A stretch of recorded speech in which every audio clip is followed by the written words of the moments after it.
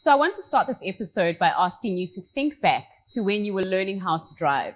Or maybe if you're still learning how to drive, think about that journey. Or maybe if you're still hoping to learn how to drive, think about that journey. And then ask yourself the question, when you were learning how to drive, did you say to yourself, "Ooh, I need to unlearn not being able to drive"? Or did you say to yourself, "I need to learn how to drive"? Welcome to the Unlearners podcast. And today, this episode is all about how to unlearn. Really the biggest question that I get asked consistently, time and time again, whether I'm delivering a keynote, facilitating a conversation, or supporting an organization through a change or transition journey. So this one is going to be super juicy. Lean in and let's have the conversation about how to unlearn. The Unlearners. Learn, change, Unlearn. I think when you take one courageous step at a time, it's going to be such the Unlearn. Learn, change, grow. So that idea around the driving really helps us to understand what the unlearning journey actually looks like. When you're looking to do something or unlearn something, you don't say, "I need to unlearn," and then focus on the thing you want to unlearn. Because what you do in that state is you reiterate the behavior or the mindset that you want to stop doing. Because the brain doesn't actually work that way.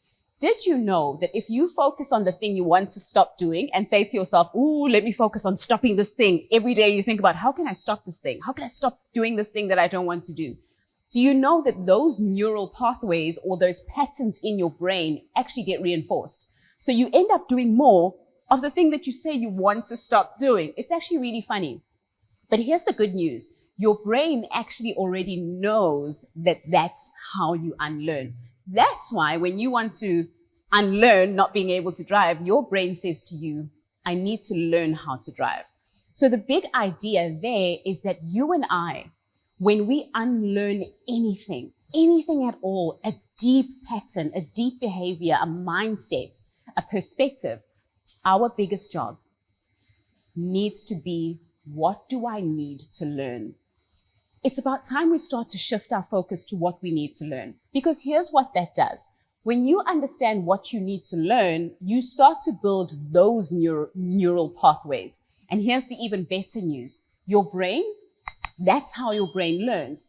When your brain introduces a new neural pathway, it starts to prune, yes, break away the one that you're no longer using. I think that's really, really good news because it means we can focus on building the habits that we want instead of going, "Oh, I'm still doing that thing that annoys me. I need to stop saying those words." Often you have a phrase or something that you say over and over again and your friends keep saying, "Hey, you need to stop saying that thing." Every time use the word cool or whatever it is. And you say, "Oh, I did it again. Oh, I did it again." The thing is, how can you find something to replace that with? That's how learning actually works. That's how unlearning actually works. The more you use the new thing you want to build, or the more you build the skill that you want to build, the more you unlearn the other one. I'll give you a really quick example. Let's go back to the driving example. Think about how when you learn how to drive over constantly driving, sometimes in the depths of the CBD or town or a place that intimidates you, it's only through that experience that you unlearn not being able to drive. Think about how now, and this might apply to only some of us, but think about how now I could wake you up in the middle of the night, in the dark, and say, "Drive me to the hospital." And you'd be able to do that. Not because you focused on letting go, but because you focused on grabbing hold. It's such a simple idea, but it literally makes a difference between the people who actually unlearn and keep those new behaviors consistently and people who struggle, who keep going back to the thing that they want to unlearn, the thing they want to let go of, because their focus has always been on, what do I need to stop doing? Do I need to stop this habit? So how do I focus on that? Shift your perspective to what is it that I want to build. Let me give you another example, and then we'll break it down into easy steps that you can use on your unlearning journey, whatever it is. Now, the example of not drinking water as consistently as we would like is one of my favorites, because a friend of mine was saying, oh, I would love to drink water every single day, start my day off with a glass of water before I even grab my Java, before I grab my coffee. And that's a very common one that we want. And so the positioning that she gave it was, I need to unlearn drinking coffee first thing in the morning. My question to her then was, okay, now you know what you need to unlearn. What's the thing you need to learn that's going to replace? And this is really important. If you're distracted, lean in because this is important. What's the thing you need to do that will replace that behavior in your brain? Because if you practice that behavior enough, literally, guys, I'm not kidding. This is structural neuroscience. Your brain will break those patterns and they won't even exist anymore, which is so cool. But it only starts with you consistently practicing the new thing, the new behavior, right? So in her case, it was, okay, maybe how do you learn how to drink water first thing in the morning? Not how do you unlearn starting with coffee in the morning? How do you learn starting with something else every single morning? Then she was able to build that habit so easily. She enjoyed it. And now she actually keeps it up because her focus shifted from unlearning to learning. Now, I'm not saying I'm the unlearning lady, so I'm not saying that unlearning doesn't exist, but unlearning does exist. It only exists in the context of learning.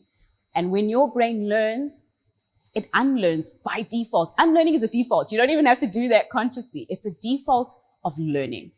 Now, let's go into those 3 steps that you can take if you're on an unlearning journey. You go, okay, Zanele, I get it. I need to shift my focus. But how do I actually do it? What do those 3 steps look like? And this, I think, is really going to help you to pace yourself, but also to arrange an unlearning journey that will sustain itself, that is consistent, but also one that you feel like you can own, that sparks positivity in you when you think about your journey. When we position our journeys as I'm unlearning this thing, it often doesn't feel very exciting. No one wants to be like, oh, I'm letting go of this thing. I'm stopping this thing. It's not exciting. But when you're starting something new, then you spark the part in your brain that loves novelty, that loves to support new ventures. Okay, so there's 3 different steps that we were talking about earlier on. Yes, I know I'm interrupting the episode, but it's just to let you know that if you're enjoying this, you are going to love our weekly newsletter. So every single week, I'm sending you tips, tools, insights to help you on your unlearning journey, but also I'm sending you updates about events, our various courses that are also going to support you as you learn, change, and grow. Okay, now, finally, let's get back to the episode. So step number 1 of the unlearning process is very simple. And we've spoken about it already, so you already have a hang on that. Step number 1 is just being really clear on what you want to let go of. Yes, it's counterproductive, but self-awareness is really important in any change process. So start there. Be very clear on what you want to let go of. Do you not want to drink coffee first thing in the morning? Do you not want to fall asleep with your phone in your hand and then have it hit your face and wake you up because you've fallen asleep? What is the thing that you want to let go of? Stop doing, stop saying, stop thinking about, or stop practicing. Step number 1, that's it. All you have to do is just that. And do it with this curiosity. Don't judge the process. Don't judge what you're doing. Just look at it with curiosity. Oh, okay, that's the thing I want to stop doing. That's fine. Let's just put that aside. Now, let's move right along to number 2. Number 2 is when you ask yourself, okay, now that I know what I want to unlearn, what behavior or mindset or process is on the other side of the thing that I want to unlearn? So for example, going back to the water example, if I want to stop drinking coffee first thing in the morning, the behavior that's on the other side of that, so almost like the contrary behavior or the one that's going to replace the other one, is starting my day off with water, which is a much healthier habit, but also makes you feel a little bit better, right?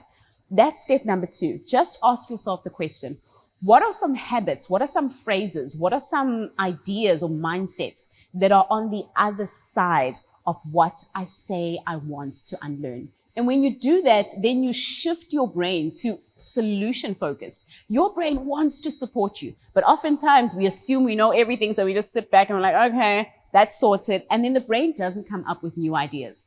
So step number 2 will really help you do that. So asking yourself, what behavior or mindset is on the other side of what I want to let go of? So that's number 2, done. Already you've made so much progress. And then number 3 is really the big one. And this is the one that makes everything happen. Step number 3 is all about asking yourself, what strategies will help me to get or build the thing that I want to learn? So number 2, what practical strategies, habit building strategies, not just strategies around sitting, burning candles. And I burn candles, guys. Every time I do a presentation, I'm burning a candle. You just don't see it.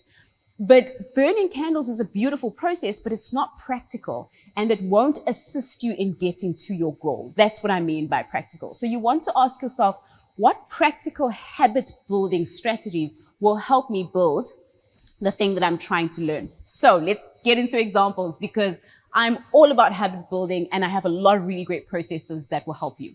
So let's go back to the example around drinking water first thing in the morning. If that's really hard for you, one strategy that you can use is a strategy called habit bundling or habit stacking. And basically all that means is you take a well-formed habit and then on top of it, you place a not so well-formed habit. So a habit that isn't very well-formed, but is quite new. And that idea is basically based on Hebb's law around how cells that fire together hardwire together. All that means is a big idea in neuroscience that if you want to build a new habit, it's easily built when you bundle it or you align it with a very well-formed habit already. I'll give you an example of how you can do that. So if the first thing you do as soon as you wake up in the morning is you turn on the kettle to make sure that coffee is ready and brewing, or you turn on the coffee maker, then what you can do as a habit bundling strategy is you can make sure before you go to bed, you can set an alarm, put a glass of water right next to the kettle.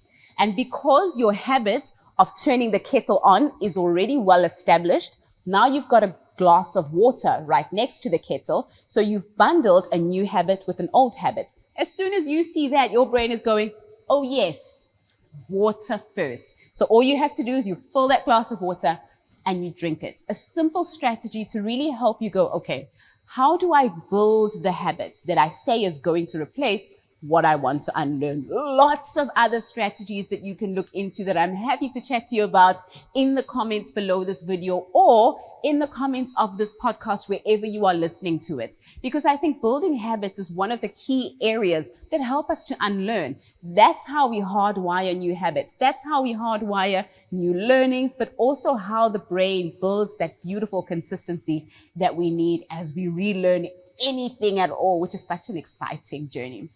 So that's it. To go over those 3 steps one more time, you start off by asking yourself, what do I want to let go of? So think about that thing, name it, be very clear. Don't judge it. Just look at it with curiosity. Number 2 that you have to do is ask yourself, what habit or behavior is on the other side of the thing that I want to let go of? Be very, very clear on that. And then number 3, to wrap it all up, what habit building strategies will help me to build this mindset or behavior that is on the other side of what I want to unlearn? I wish you an amazing unlearning journey, and feel free to consistently come back to this episode of the podcast, because every now and again we go, I'm unlearning something new. I'm looking for strategies. I'm looking for a toolbox that's really going to help me do this well. Also, share this episode with someone that you know is on an unlearning journey, but just needs a little tweak to how they are thinking about it. And I look forward to hearing your comments about this video below, but also about this podcast wherever you're listening to it. And that's today's episode, nicely wrapped in a big bow. Thank you so much for listening. Please make sure that you subscribe to the podcast, rate and review it. Let me know how this podcast is going, how you're enjoying it. What have been some of your favorite episodes? I absolutely love hearing from you. And that's about it for today's episode on how to unlearn. It's been myself, Zanele and Japa, the Unlearning Lady, saying goodbye for today's episode, and we'll see you on the next one. Bye for now. The Unlearners. Learn, change, grow. Learn. I think if you take one courageous step at a time, it's going to make such a the Unlearn. Learn, change, grow.